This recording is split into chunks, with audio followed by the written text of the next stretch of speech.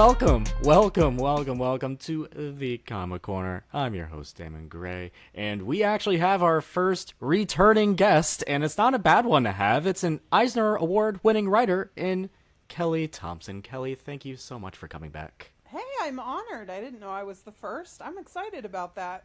Great. You are. We haven't been doing this very long, but we've been racking up. We've been getting some great guests. You really kicked that off, so that's been fantastic. Awesome. Well, you guys are super professional. I mean, I do a lot of podcasts, and they sort of run the gamut.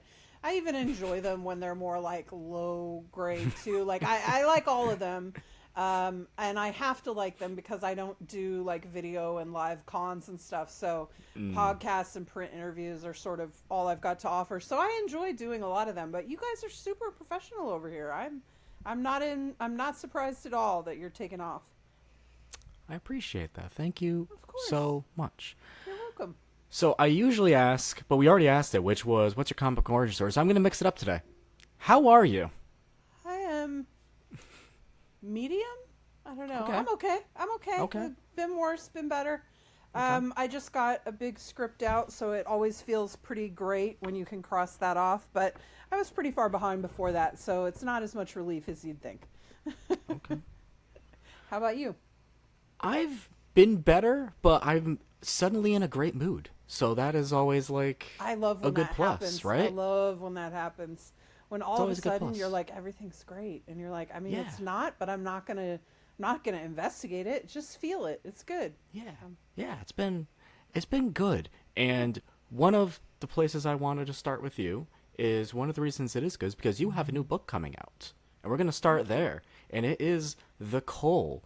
And I believe this was teased on your Substack, and it was teased for a little bit. It was lingering, where I was really wondering what this was going to be about. We've got a cover, and then finally it's been announced that it's coming out on August 16th at your local comic shops. So can you tell us exactly what The Cull is? Now you can talk about it. So we've been talking about it for a while, but you're right. I did have to really pull back on how much we were teasing it, because that painted art of Mattia's is spectacular, incredibly realistic. I mean, it's like opening a movie in your hands. It's incredible, but it's very time consuming. And so when we realized how long it was going to take to get to publication, we were like, okay, we got to slow the roll on teasing people about this, or we're just not going to have anything. So the good news is, because we're close, I can ramp that back up. So I'll be doing some of that stuff this month, which will be fun. And it will also be fun because, as you and I are going to discover, it's a very difficult first issue to talk about without spoiling it. Like, Yes, it is. it's a fun, weird, crazy thing, and some wild things happen in it. But it's also just about these characters. And so how do you give people the picture of what it is without spoiling what you want them to encounter organically? It's tricky. I'm struggling with it. And honestly, you and I are in double trouble because Birds of Prey sort of has the same problem in that, the whole reason we did the Birds of Prey rollout with those characters was because we knew there would be no surprise in the issue because they'd be on the cover. So we're like, let's make the most of the PR to get that. But I felt okay about doing that, in part because some of the other surprises that are in Birds of Prey 1 are like plot related, and there are some other guest appearances and stuff. But again, it's not stuff you can talk about if you don't want to spoil the issue. I don't know if there's just a lot of attention on these two number ones, and so I'm noticing it more than usual, or if it was, the last number one that I really went out there and talked about big time was Black Cloak, and that was such a big first issue that I could spoil a lot because there was just so much content. It was like 50 pages. So there was a lot I could say. So I find myself really in a bit of trouble the next 2 months in trying to figure out how to talk about these projects. So good luck with your questions. Well, let's start with a simple one. How'd you come up with this idea? So it's a little bit inspired by, so in the book, it takes place in like a small fictional coastal town that has a very famous, like a natural landmark. Landmark, there you go, that people would come to visit and everything, and that you'd sort of be known for. And so it's loosely based on Cannon Beach in Oregon, which has a famous rock called Haystack Rock. It actually has a few, there's these two rocks near it that are some called the Needles or the Sisters. So it's very famous. It's very cool. If I had millions of dollars, I would buy a home right in front of it and just stare at it all day.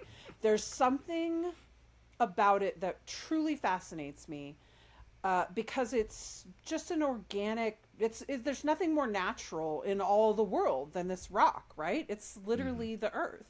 But there's something so alien and otherworldly about it shooting up out of the water right near you, and there's like birds flying around on it and nesting in it and all this crazy stuff. It just looks wild to me, and I love it. I think part of it is the size, sort of like how I can be fascinated by simple, the wind turbines that you see if you drive across the US. You see them like all across Nebraska and stuff, and they just come up all of a sudden over a turn, and they just look so alien in the world, like just spinning, so sci-fi. I love it. So it was a little bit inspired by that, and me wanting to really get in and do like a horror adventure story that had some like Goonies vibes, but I always want it to be a little more adult. Because I know people love to do middle grade stuff, and I like some of that too, but I always find teenagers at this point a little more interesting. Like, you can get away with a little more of them because they're sort of on the cusp of adulthood or have just graduated into adulthood. But like their thinking is still in that sort of transitional space, I feel like, and all the things they're interested in and what matters to them. It's this weird transitional space where they're figuring out who they are. And I love characters at this point. And so I thought, I want to do that, but I want to do it with a little bit older of characters. And so it was sort of this rock, which when Maddie and I started talking about it, he said where he is, there's a similar, I don't know that it's the same as Haystack Rock, but a similar sort of rock formation kind of thing, which I loved. This idea that he and I could both be inspired by such similar things, like a world apart, or half a world apart, was really cool. So yeah, when we started talking about it, it was like this sort of Goonies stuff, this horror stuff, sort of sci-fi fantasy, some like there's body horror stuff in it, and I would say mostly the book is like about trauma and processing trauma and surviving, but I think that's what I write about all the time. So I'm not saying it's going to be like super heavy and you'll have a bad time or anything. I think I'm always writing about trauma. So, it's just about these different kids who have been friends their whole lives, who kind of go off together one day to have this sort of last adventure before they are expecting to sort of go their separate ways in the fall to different lives that are awaiting them to discover. But one of them has lied about why they're out on this little adventure, and it's dramatically going to change everything for everyone, not just these 5 kids. So it's fun. So the art in this is phenomenal. The art is unbelievable. You can just as the youths say, we have youths on our Agents of Fandom network. They do the Fandom Academy podcast, and as they say, you let Mattia cook because he went off. Yeah, Mattia went off on this. And this is the first time you worked with Mattia. You worked with him on Jessica Jones. Yes. So how is that that writer-artist relationship with Mattia? I think with Maddie, I just try to get out of his way. He's a very collaborative artist in that he wants a lot from me in order to be able to build that. Like, I gave him a lot of stuff, especially on the building of the characters. Like, I gave him these whole big descriptors, and I talked a little bit about their family because that is pretty important to the way the plot progresses. So I gave him some context for their family and like what these family lives were like. But I also put in things like favorite color, favorite food, favorite, you know, like I was just really trying to give them a little bit of a livable, breathable thing. Because I mean, if you think about it, and it's true when any great artist is creating cool characters for something, but I just feel it more with Mattia because it's so realistic. Like, it was very clear to me when we started talking about it and knowing his style that he was going to build what looked like real people, you know, like Lux seems real to me. Like, she looks like a person you would know, you know. It's true of all of them. And so I felt like I really had to give him enough so that he could then cook, do his thing. And man, did he do it. I love them so much. I'm so attached to them. I told him, I was like, we've made a horrible mistake because now we're gonna do all these awful things to them. And he's like, yeah. And I mean, it's not that dark in a way. Like, in some ways it's the darkest thing ever, and in other ways, you know, it's fine. But you know, I think everyone will experience it a little bit differently given sort of what your own stuff that you bring to it, you know. So it's always amazing when artists are able to show that they are the storytellers too in this aspect, and you really do see that with Madia's art. Like, there's a few pages in there that you don't need words, and I'm sure Hussam was thrilled about that. No, agreed.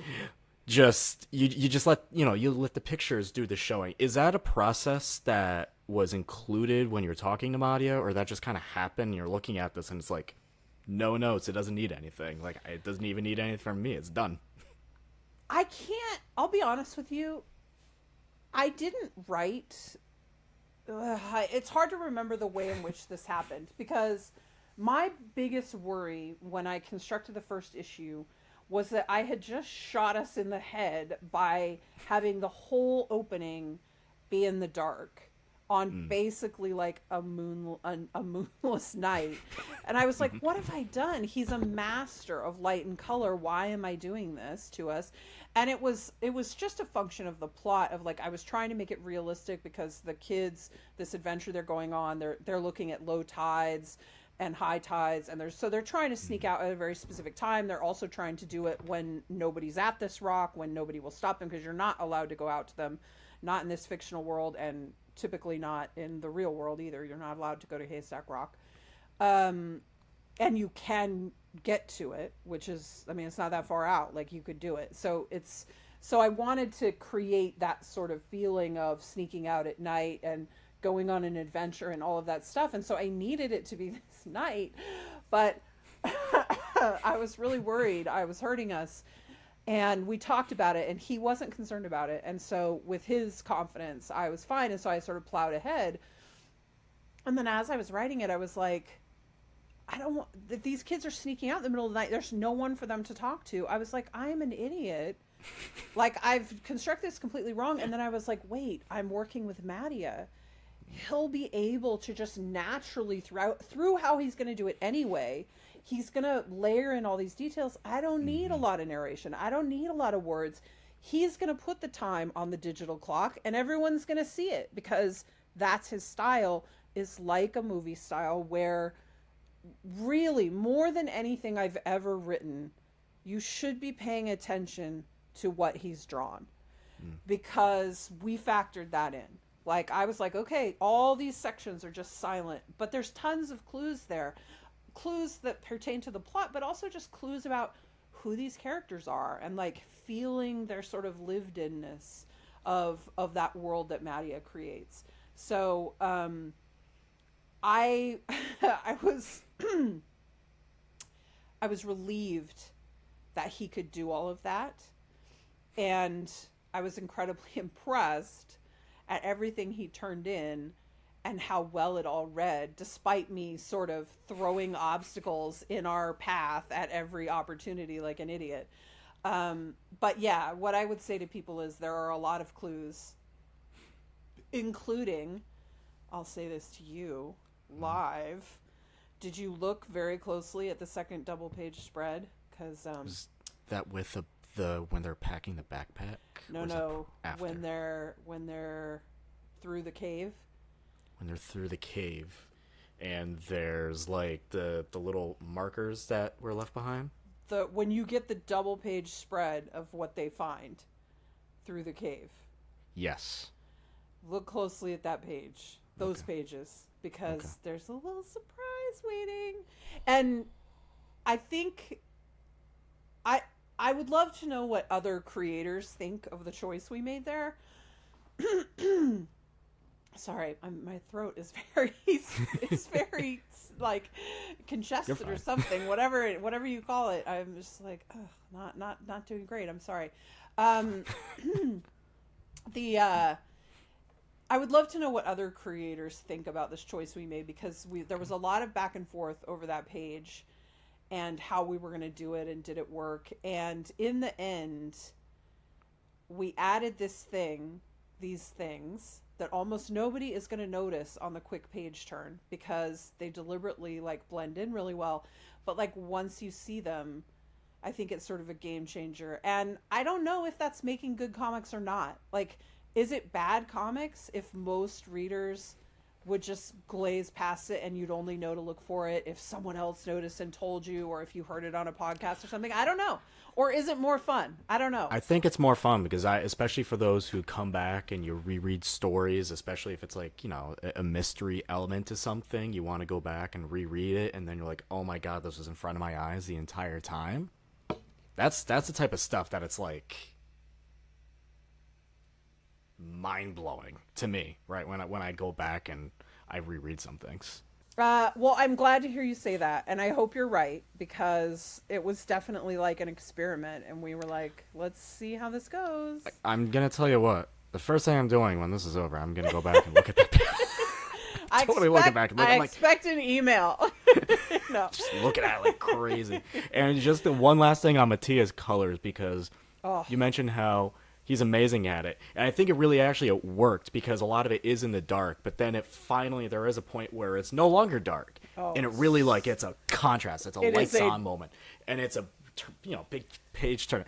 That's where it's like you have those page turn contrast, and it really I think really helps that great. case. That's great to hear too, because we did think about that. Like, it's fun that when it changes over, it's a lights dramatic. on moment, right? Yeah, it's so dramatic. And there's also I don't want to make people think they're just walking around in the dark. It's beautiful. The book is incredibly beautiful. And most of the time that they're sneaking out, they're in houses and you can see everything fine. And then honestly, some of my favorite stuff is when they're sneaking out to the rock and it's the darkest and they're using the flashlights, because I just think Matty is so good with color and light that he just makes really smart, cool storytelling choices, So you mentioned it. This isn't the only new book you have coming out. You have another one.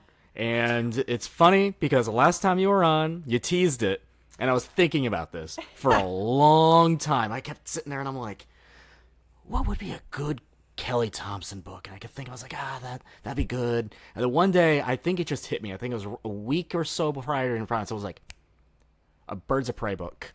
Kelly Thompson would be great at a Birds of Prey book. Here we are. And the day came and it was announced, and it was like I called my one shot in my life and I nailed it. So, I'm going to just soak this all in. And I'm glad you got it. I saw a few people suggest it or call it out or say it would be a good idea. And I would sometimes like those posts and be like, we'll see.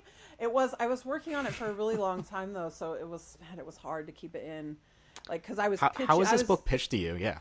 Well, I pitched it. I mean, I was talking with some DC editors about a couple different things, and one of them that came up with Birds of Prey, and I was like, I mean, that's definitely like dream come true book time. I was like, but the ideas I have, I'd want to start with a sort of weird roster, or blah, blah, blah. And they're like, well, let's hear it. And it took me forever to pitch. I was so busy with Substack, and I was also wrapping up a lot of stuff with Marvel that was both time consuming, but also just like emotional, you don't really, I never got to do a 50 issue run before. I didn't know how easy it was going to be to disconnect from all of that, So it was a really hard year trying to pitch it. But when I finally got the pitch in, it was excruciating because I don't know if I'd waited too long and I'd like missed a window or whatever, but even though he'd read the pitch and he liked it and we talked about it, he couldn't pitch it up to see if we got approval for like, it was like a month or something. And my God, it was like an excruciating month to wait to see, is this book going to go? And then when they told me they were super excited about it and we were starting to talk about it, and they were like, I was like, so when are we looking at it? And they were like, oh, probably, fall 2024. And I was like, oh my God, that's like, it was like a year away.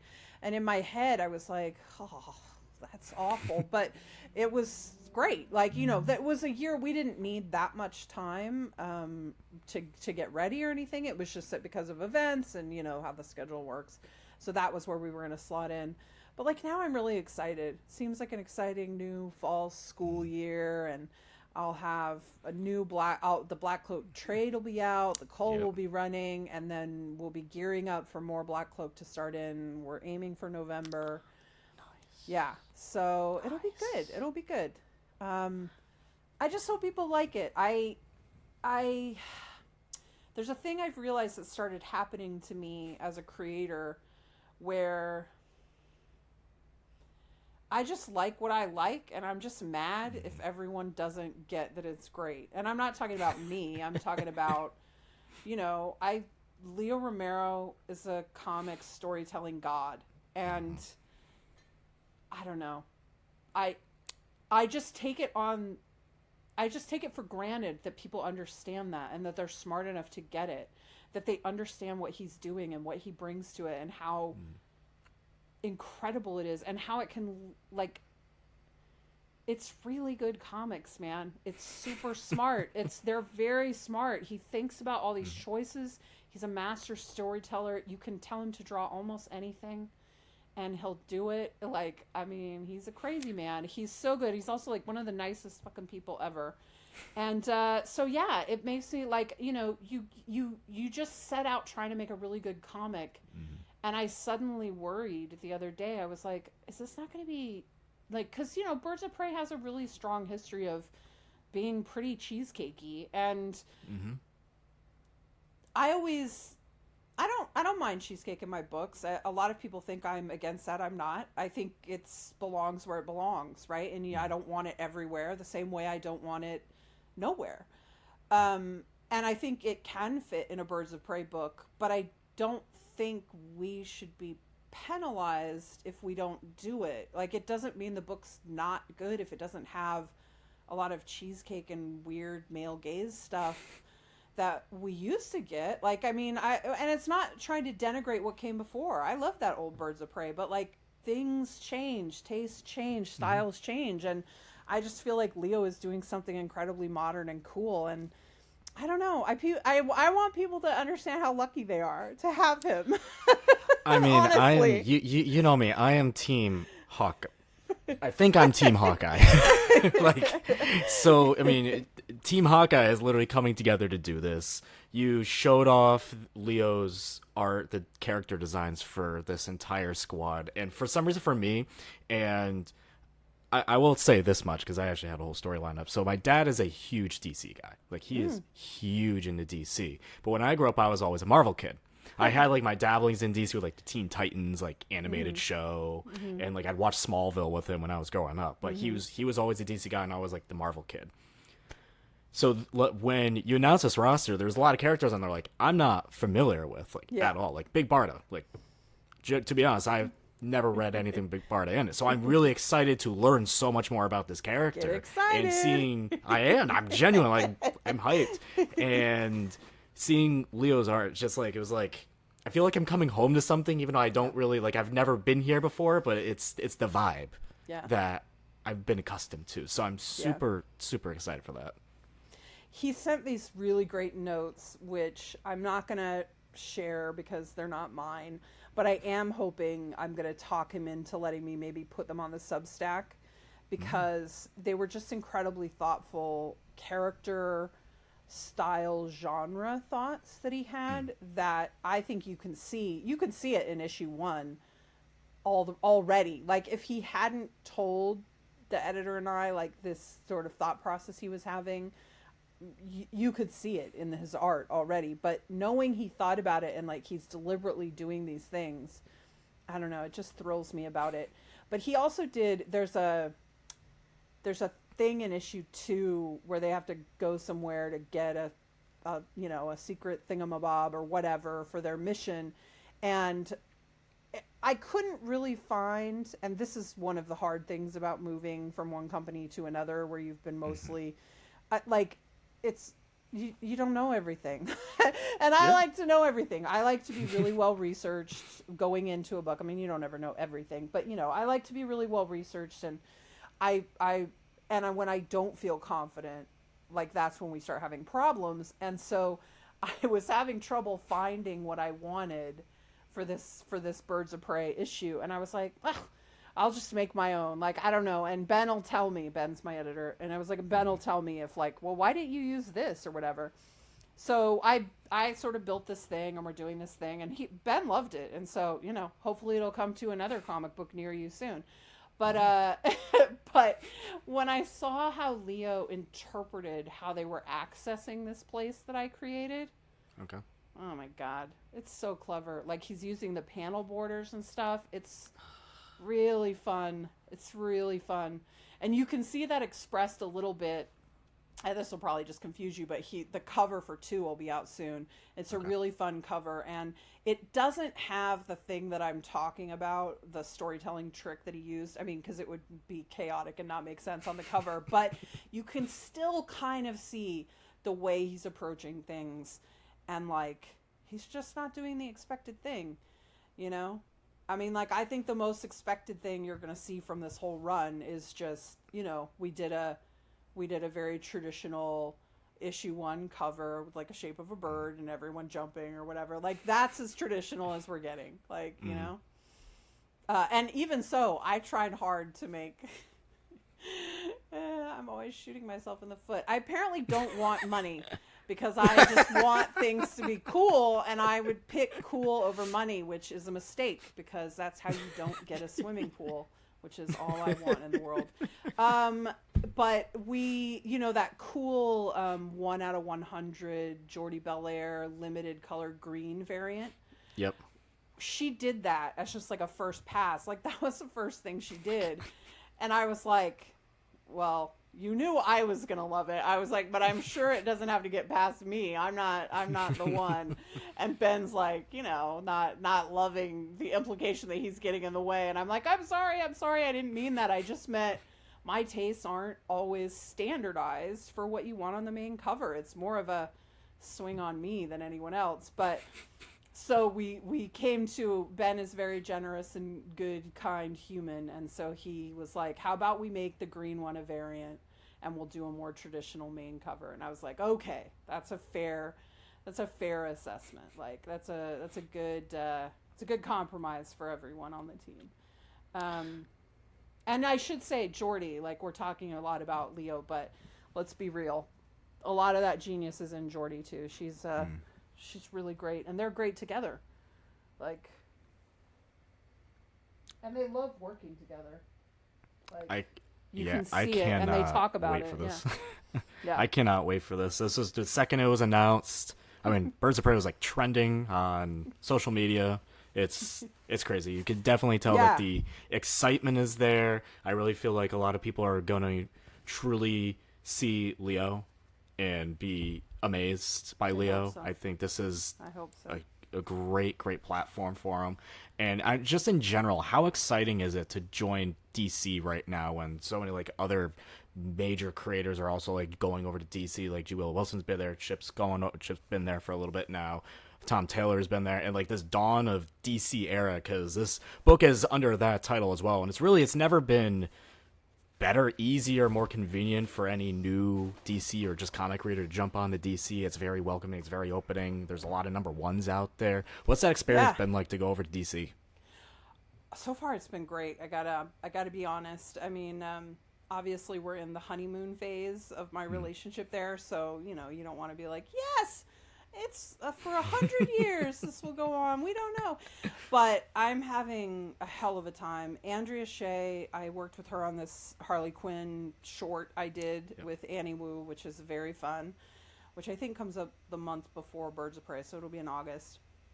And she's incredible, and Ben's incredible. And I mean, listen, how can I complain when in my pitch I reached for some of the most random Birds of Prey characters ever, and they're like, we love it. Like, how can you not love a company that's like, these were all the things you wanted? Okay. So it's been great. I think also they've got some really young, interesting books and editors. I agree with you. They have so much energy and momentum on their side, so it's pretty exciting. And let's just talk about, like, did you read Spirit World? I love Spirit World. So, Alyssa Wong killed it on that book. Heining's art is amazing. The art is incredible. The colors are stunningly beautiful. So good. It's a fantastic book. And I have to say, what they've done is so much harder than people realize. And I have to give huge credit to DC, and I'm sure Jessica Chen, for headlining, getting that book through.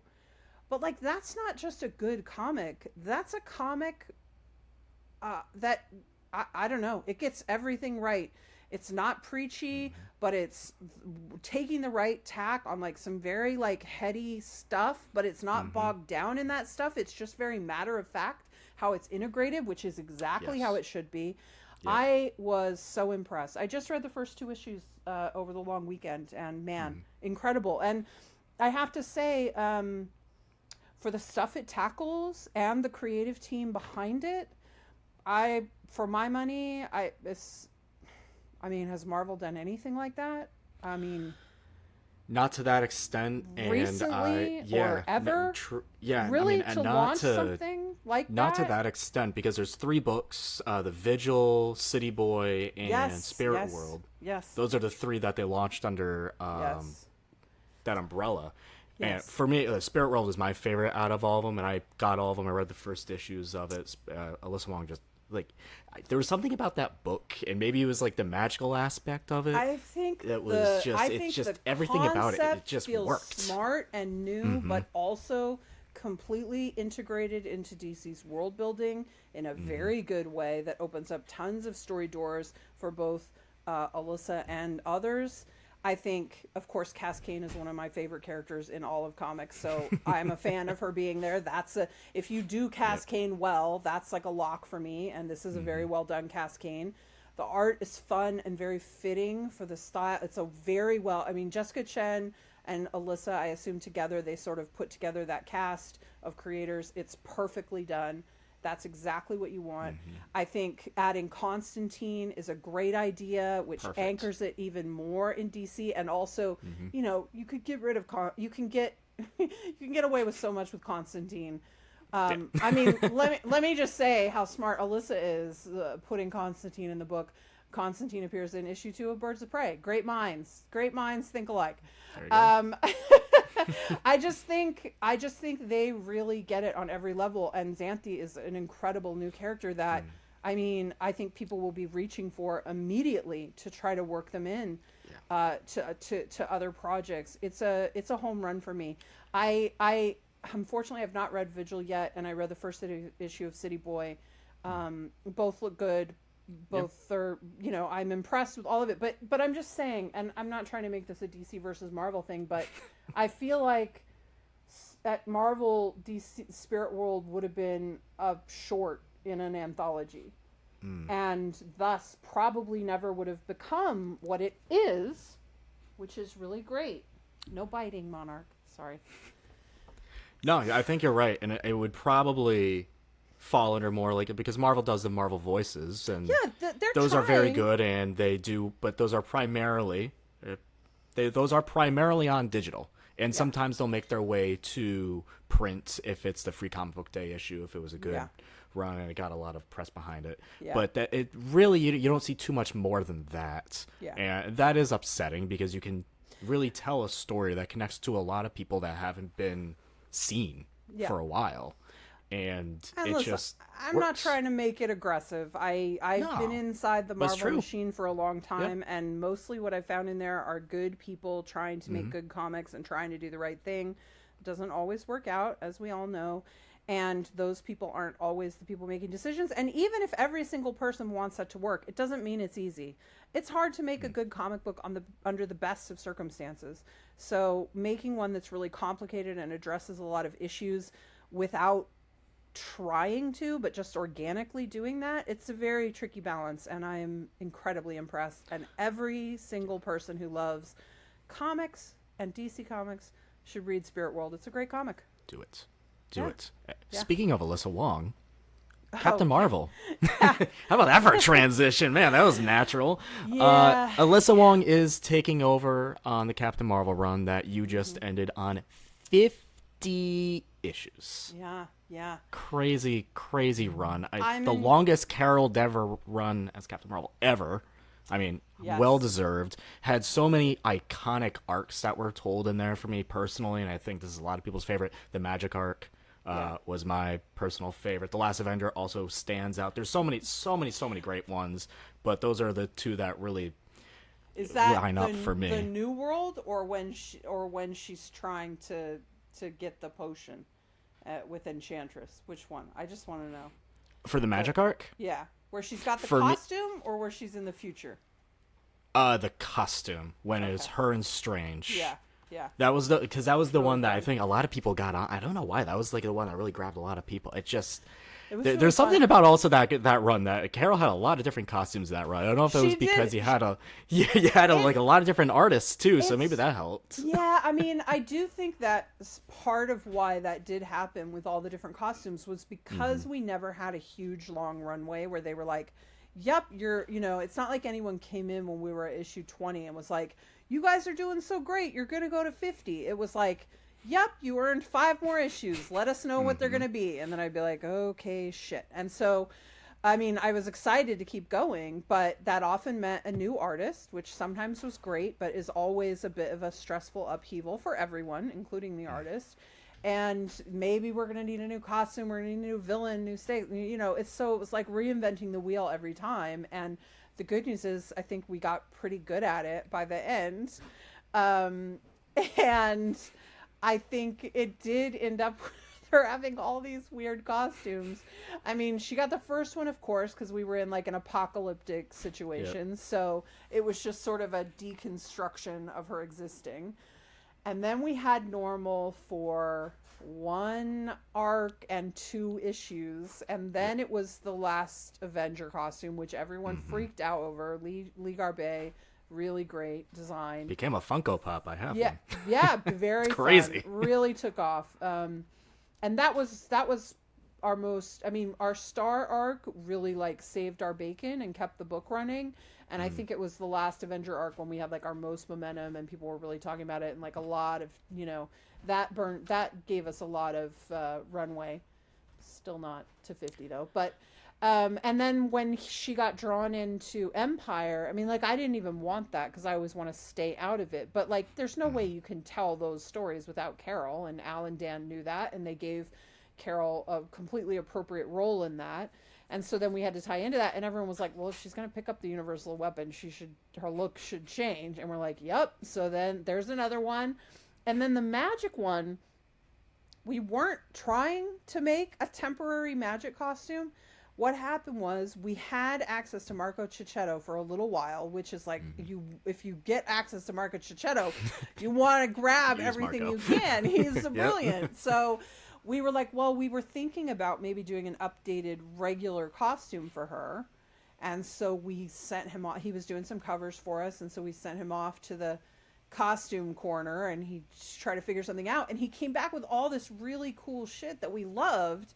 But none of it was great for a regular day-to-day Carol costume. I just didn't think, none of us thought we could make it work for that to be a change. It was either too subtle or too drastic or all these things.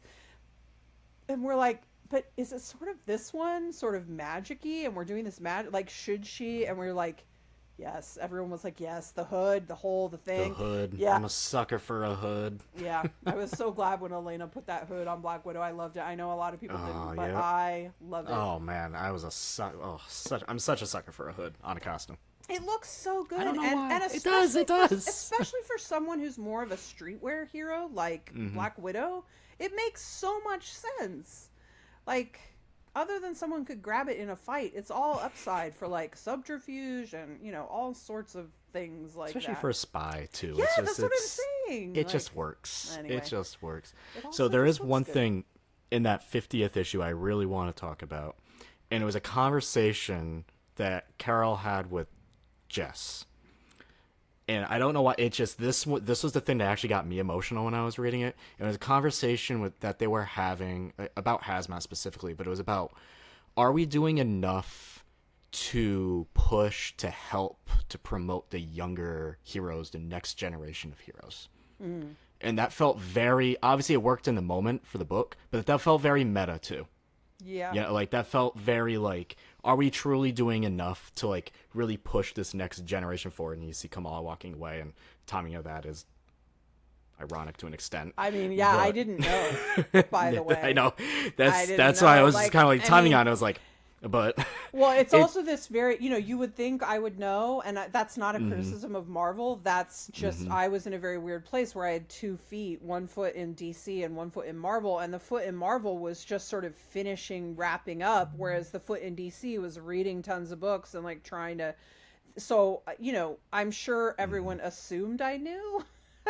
But I just hadn't clocked the information. Yeah. And I hadn't been in the last summit that they'd had or whatever, where they probably talked about it. And so I had no idea. And I'm sure Sarah wouldn't have told me to write her out anyway. And I'm very glad, especially considering that moment was there. But yeah, I mean, I had no idea how prescient it was, really. Do you think we like, whether it's editorial writers or fans themselves, like we're doing enough to really push like the next generation of like these heroes, these characters? I want to say no, but I do think some of them have really broken out, like the way Ms. Marvel has, that makes you like, because you can't change it all. I mean, I think that sort of was the feeling of the backlash that happened back when my Hawkeye book was out, actually, like 2016. It was like Marvel, and I think DC had also, of their own stuff, made a lot of changes, but Marvel had made a lot of legacy hero changes, like sort of all at the same time. And I always feel like a lot of those changes were great changes that should have stuck longer. They were great stories, but I can also see how it felt overwhelming for readers. Like, if all of a sudden the Iron Man you've known for 20 years isn't Iron Man, and also the Hawkeye you've known isn't Hawkeye, and the, and over and over and over again, I can see how that could be overwhelming. And like, it would also be easy you're not reading all of those books, but you see people complaining about it, and you're like, oh yeah, that's right, that's not cool. So like, I can see how all together it felt like too much, but I think most of those instincts were right on, and you just need to develop it a little more slowly. But let's take it back to the spirit world of it all, right? Like, that character, I'd be shocked if that's not a character. Like, my first instinct was, well, when can I get Xanthian Birds of Prey? Like, it was so good. So I think if you can excite not only the fans but the creators. I mean, I sort of I had a slightly low grade famous tweet because Otto Schmidt had drawn this great sketch of Tigra. And I was like, okay, well, now I want to write a Tigra book, because sometimes that's all it takes to sort of get your imagination firing, is to see someone, read something cool someone did, or see some sketch or whatever. And so, yeah, I think we could always be doing better. I'm definitely a person who thinks kids comics, middle grade comics, YA comics are really important, and that the market doesn't make enough of those, and that you have to, because you're creating a future of readers, even if they don't make a lot of money. So I've always been a little out of sync. Again, we come back to my theme of Kelly doesn't make good financial choices, but she does choose passion projects. Yay! I'm going to actually start a theme of Kelly makes amazing transitions because speaking of Alyssa Wong, they've done the Alligator Loki series on Marvel Unlimited, which was a rabid success. And that also stemmed from your Jeff the Landshark, kind of like that. So one inspired the other to an extent, and that kicked off Marvel Unlimited's like webtoon, but like that not wordless, but just like nice comics on digital. It's funny, Alyssa and I don't know each other at all, really, but all of our stuff is orbiting each other in very strange ways. They're doing the new Captain Marvel.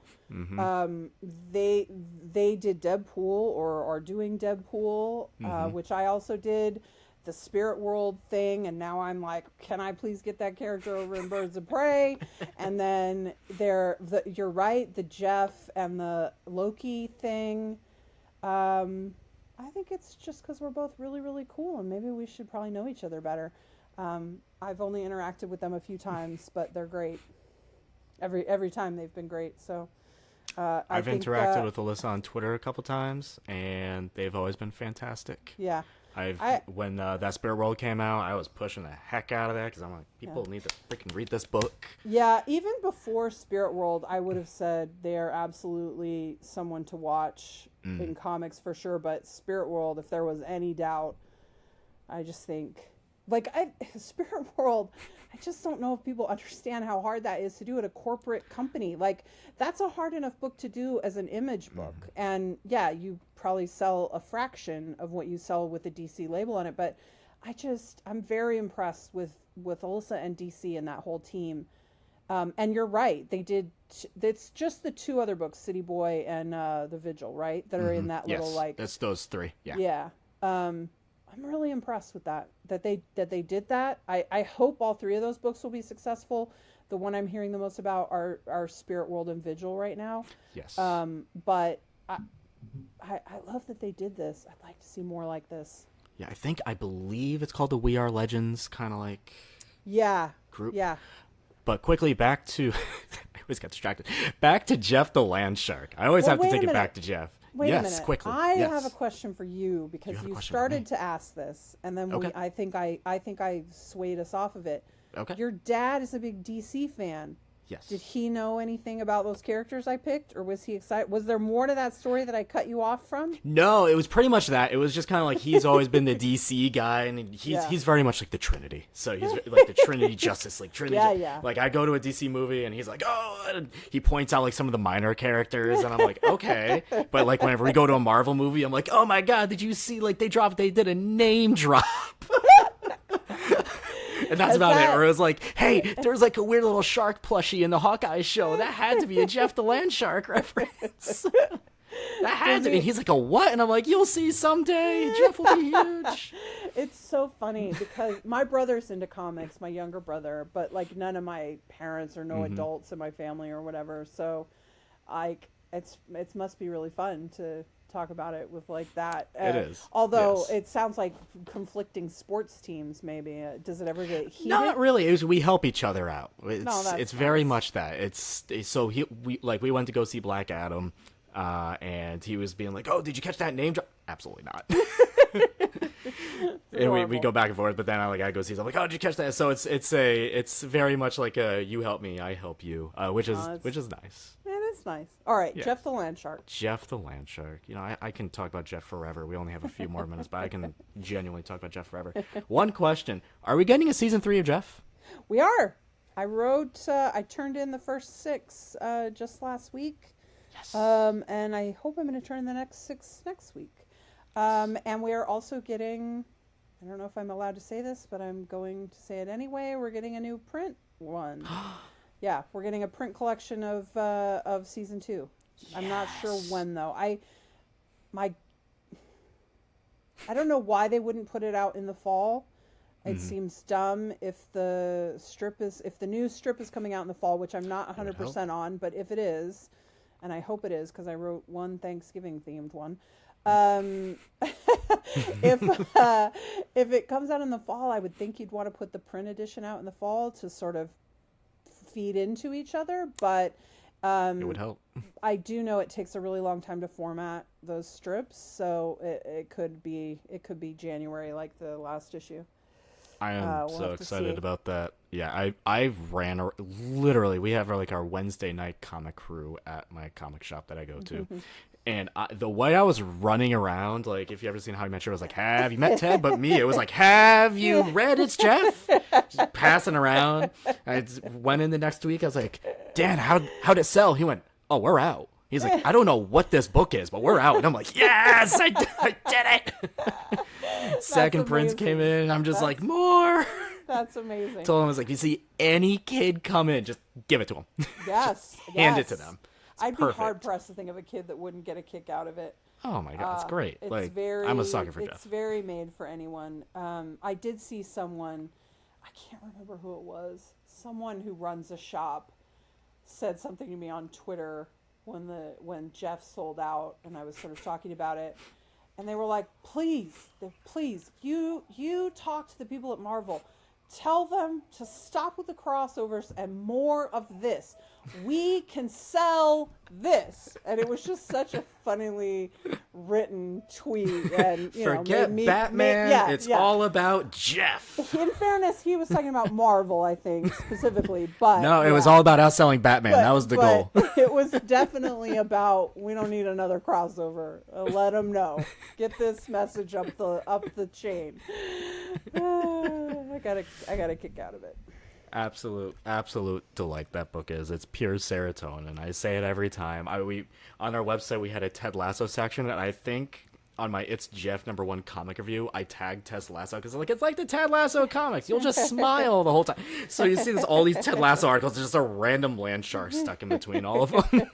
It's like, what's going on? I was like, oh, my bad. Oh, that's great. That's great. Yeah, no, it's fun. I hope people enjoy the new one. I did something else Jeff related, but I don't know if I'm allowed to talk about it. I also have no idea when it'll be out, so who knows? Well, It's Jeff animated series coming out eventually. I will eventually. It will happen. I will speak it into existence until the day I die. You or I, one of us is going to happen for it. Everyone, the Jeff Nation. Jeff Nation, there has to be a name for it. Yeah, there should be. There should be. Think Jeff, of something. I'm worried, like, what will the J words that could go with, like, Carol Core, Jeff, I don't know. I'm afraid what we might find that direction. I will go to a dictionary after this. Do not worry. First, I'm going to look at this panel of the Cull so I can do a deep, hard analysis of this double-page spread. Thank you. And I'll get back to you. And then I will find the Jeff Appreciation Society of America, and we'll give this a proper name. I appreciate it. It's Kelly, good you're doing the hard work. the important stuff here. The important stuff is getting done. That's what we need. Exactly. Kelly, thank you so much. I always say, where can people find you? Well, what social media apps are you on today? Yeah, Twitter sucks. So it's terrible. Everyone leave. And I'm not doing Threads because it looks like a nightmare. I'm going to try not to do it. I'm not going over there. I'm on Blue Sky, and I'm really having a good time. I'm there under Kelly Thompson. But truly, the best way to keep track of me these days, if you're afraid of losing track of me with social media, is the newsletter, which is 1979 semifinalist.substack.com. Go subscribe to Kelly's Substack. It is worth it. You get all the goodies, including Jeff the Landshark's origin story. It's especially worth it right now because right now it's all free. There's no paywalls up or anything, or there's no paid content. So it will be changing and turning back on in August probably with some new content. But you can still get the free newsletter if you signed up. There's no obligation to upgrade to paid. Kelly, thank you so much for coming on. You can follow all of our podcasts here on the Agents of Fandom Network, like the self-named Agents of Fandom podcast, Ticket to Reality, Cinema Sibs, Fandom Academy, the shows, the critics, myself, the Comic Corner, and our Agents of Anime over on the website. We have so much going on at the Agents of Fandom. You can find us on Twitter still. You can find us on Instagram. You can find us on Threads. You can find us on Blue Sky. You can find us on Spoutable. Whatever new social media website comes up tomorrow, we'll be there too. Our poor social media managers losing his head. Ryan, we love you. I am helping him out as much as I can. It is a nightmare for social media managers everywhere. It's awful. It's awful. You can find me on all those as well. Name varies. Just find me. I'm not listing them all. Thanks again for listening to this episode of The Comic Corner. Go read some comics, and most importantly, go support your local comic shop.